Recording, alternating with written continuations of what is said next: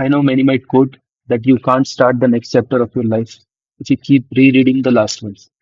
However, it's equally true that even if you do not live in the past will always live within us.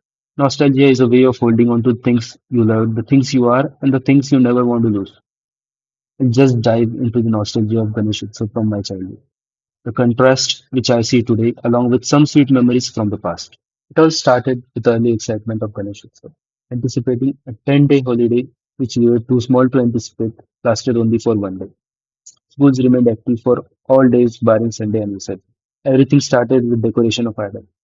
The mandatory fight on whose decoration idea would be chosen. Obviously, me being elder sibling had my ways to get my work done. And after a lot of deliberate discussion on decoration, bringing thermocol, shiny paper, lighting, tape, and even excavating the missing fairy lights and some wires from old garlands, the decoration was done.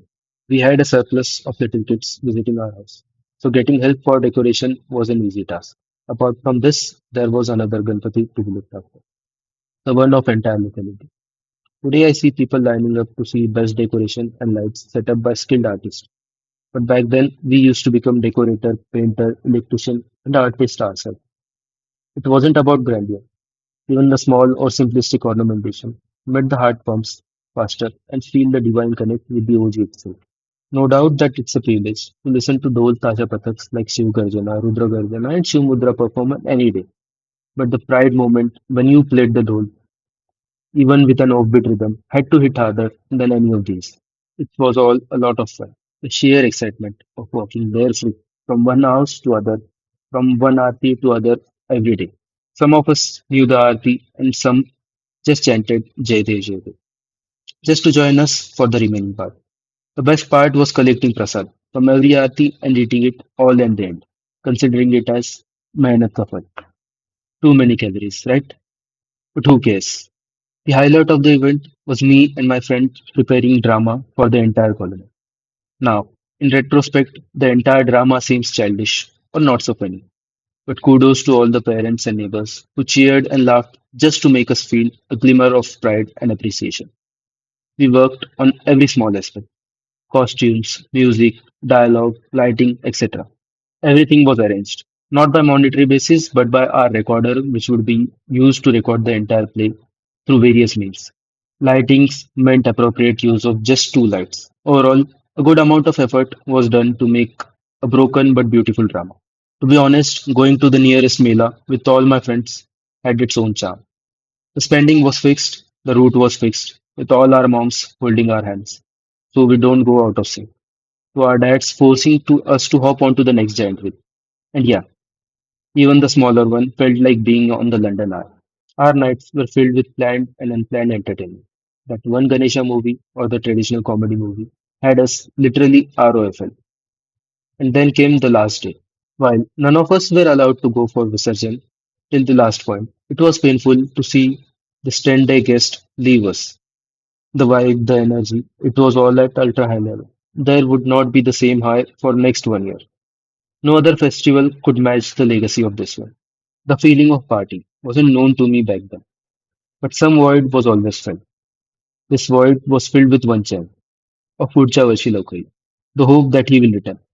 Today, when I visit Ganpati Pandals, I feel the sense of contentment and the sense of excitement is missing from majority of the people. The phones have replaced moments. The memories inside the smartphone seem more important than the memories with your kids. Obviously, the music being played on many pandals is a different topic altogether.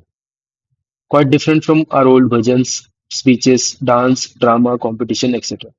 The sense of togetherness, which was the real purpose of starting this festival, feels lost in the trend of social media. The concept of biggest idol, brightest decoration has replaced the hard work of individuals.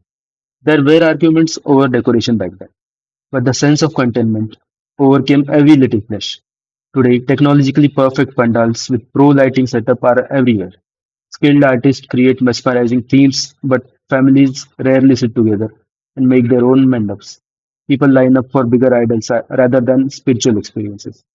The photos of Prasad get uploaded even before the Prasad reaches the plate. Kids know more about making reels than the lyrics of our aarti. So overall, I can say, yesterday we lived the moment, today we captured the moment. Yesterday, happiness meant chaos, togetherness, and simplicity. Today, it's perfection, aesthetics, and reach. Yesterday, Pucha Varshi Lavkr was the chant that touched the heart. Today, it's trending hashtag. We may have traded simplicity for perfection, chaos for curation, and moments for memories. But deep down, somewhere, we still carve for innocence of childhood. The smell of modak, the sound of dhol, and the magic of hope, which Pucha Varshi Lavkar gives. Maybe that's what nostalgia is. Not wanting to go back, but wanting to feel the same way again. Today, as Lord Ganesha is about to leave us, I feel the same silence I felt as a kid.